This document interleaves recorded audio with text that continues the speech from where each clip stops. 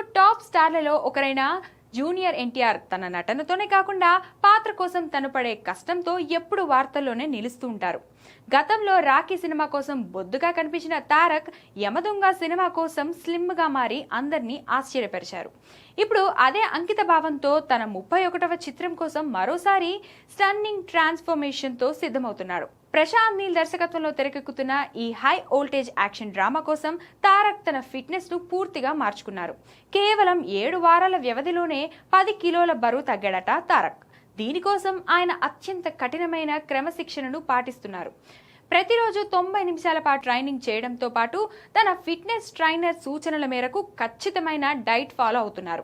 దీనికి సంబంధించిన ఫోటోలు నెట్టింట వైరల్ అవడంతో తారక్ మేకోవర్ చూసి అభిమానులు ఫిదా అవుతున్నారు.